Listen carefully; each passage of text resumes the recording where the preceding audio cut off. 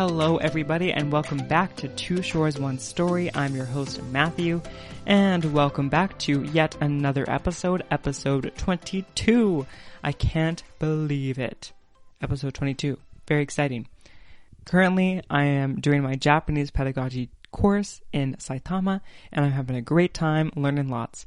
But I'm not going to be talking about that today. I will be talking about that later after it's all done. I can't wait to share my experiences and knowledge with you. Today, I wanted to talk about something that happened way back in the past. And by that, I mean 7 or 8 years ago, really, when I was in Japan the last time, when I was an exchange student. This topic, the topic I want to share today, is about health. I was talking to my friend on the way to get our driver's license converted. And if you want to hear more about that, you can go to episode 22. Oh, this episode is episode 23 then. My bad. Episode 22, so you can hear more about that. But I was talking to him about my many health concerns. And I don't know if I talked about this before on the podcast, but I wanted to talk about it a little bit, mainly because it's funny, but also you might learn some stuff about being healthy in Japan. Not like what I did the first time. So, without further ado, let's start. Now, I want to set the scene. I was a freshly new exchange student in Nishin, Aichi. I met many seniors, senpais, and I think I told one of them that I would be visiting the shrine with others the next day. And when you go to a shrine, you have to wash your hands in a certain way at a sanctification area. So I knew about this. I watched people do it on YouTube, but I did ask the senpai before on how to do it. And they said, oh yeah, you like wash your left hand, then your right, and then you wash or take a little bit out of the ladle, and then something, and then you take a little sip of it, of the water. And I was like, okay. I didn't check to confirm because I, trusted them with all my life.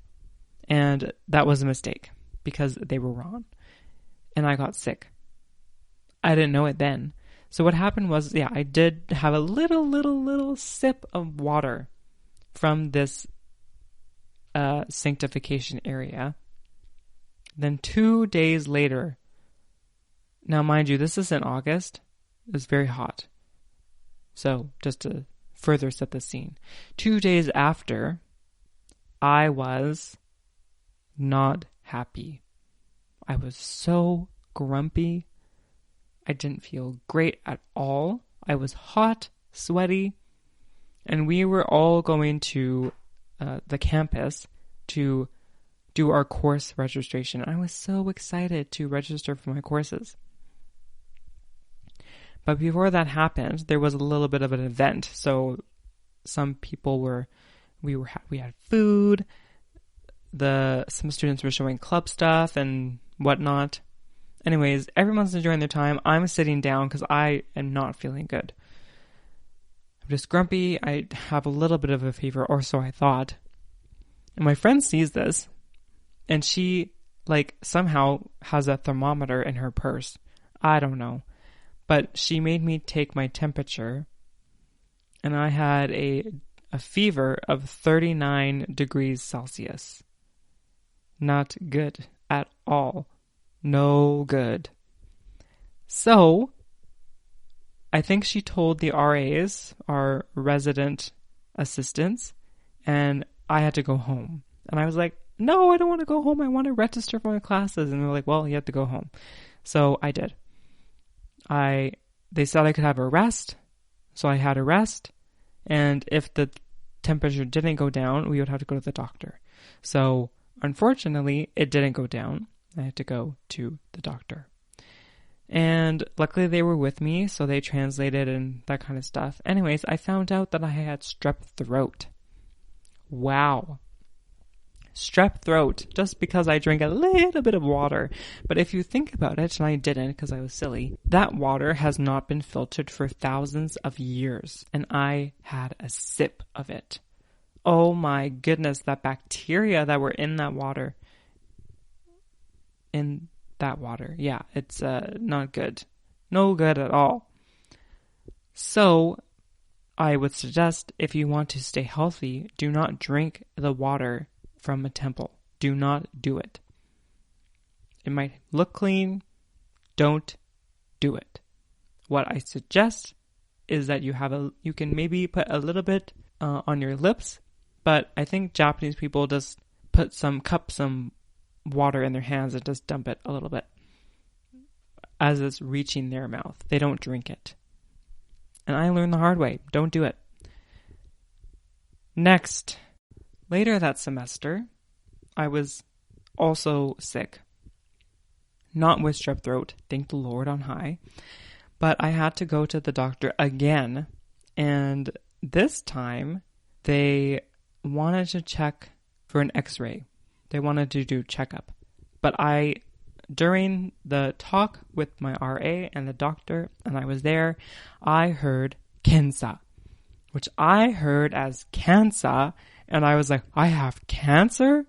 Oh my goodness. So in the x-ray room, I was praying to the Lord, asking to take out the cancer so I could have my time as an exchange student after I could go. But right now, I wanted to be healthy. I wanted to enjoy my trip. Did I have cancer? No. Kensa means checkup. So they probably meant I need to take an x-ray to do a checkup. So I learned that. So if you hear kansa, it's probably kensa, so you'll be okay. And if you're curious, cancer is gan. Gan. Gan. So on the flip side, if you hear your cancer is gan, then might not be good. Might not be good news. Sorry about that.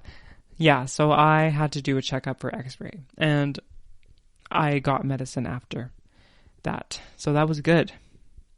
Third injury is connected. I believe it's connected.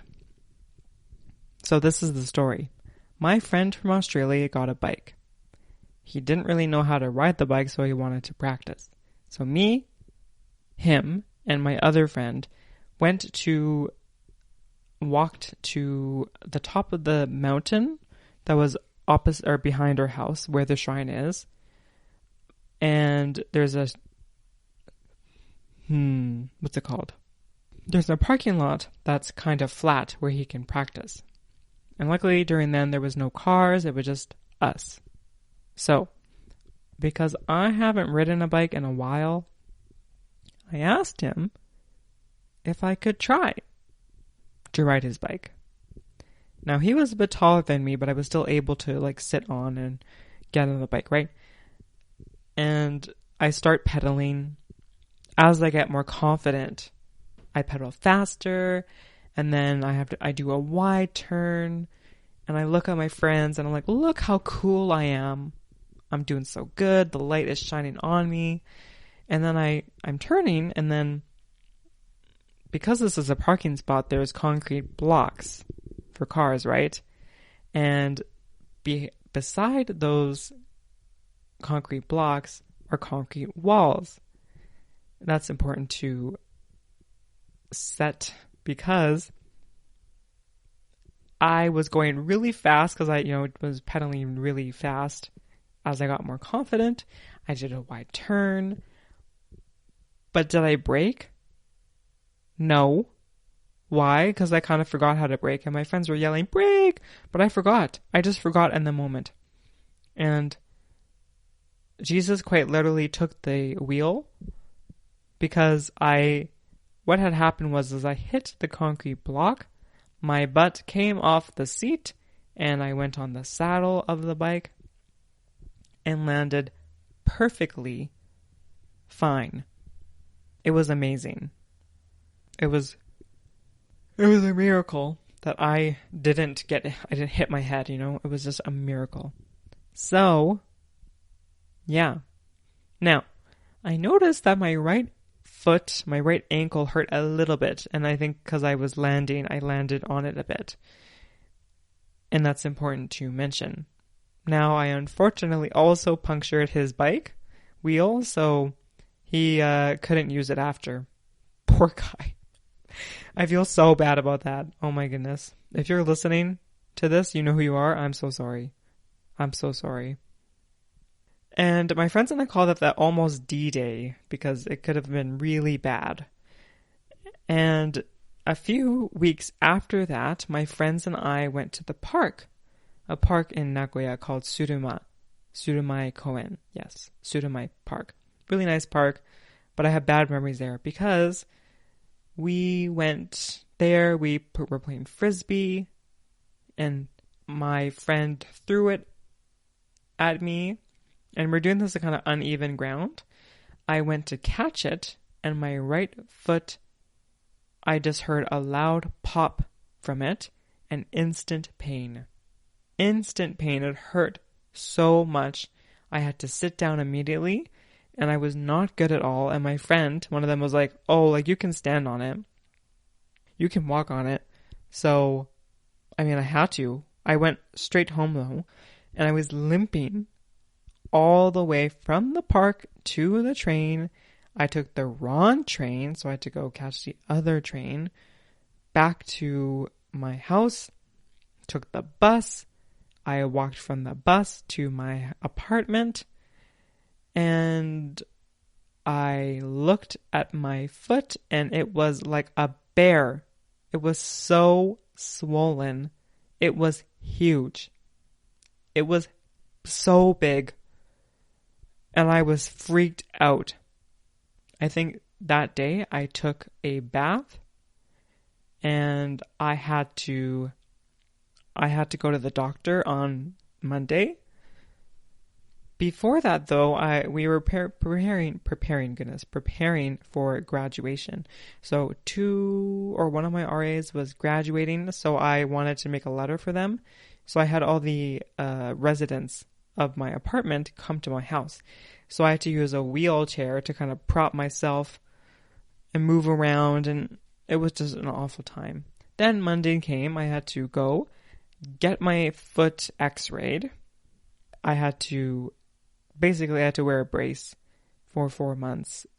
Not 4 months, maybe a month. Goodness, a month.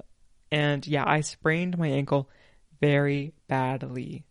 I could have broken my foot, but I only sprained it by catching a Frisbee. It's very embarrassing. Very embarrassing. But that's what happened. So, yeah, I also that day on Monday, the new residents were coming. The new the Kohai were coming. Very exciting.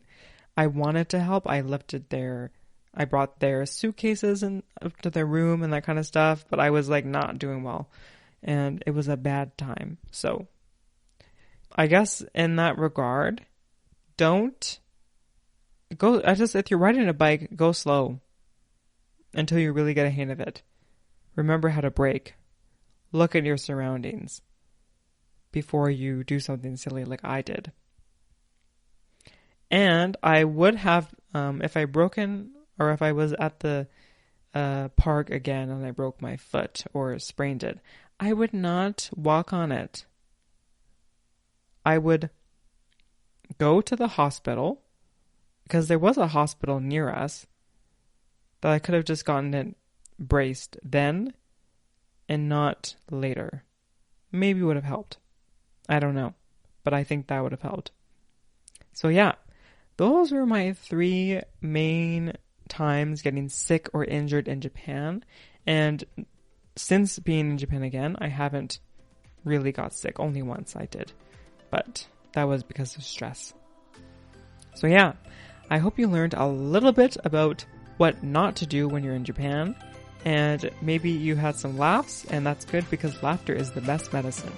So, I hope you have a great rest of your day or night, and I will see you later.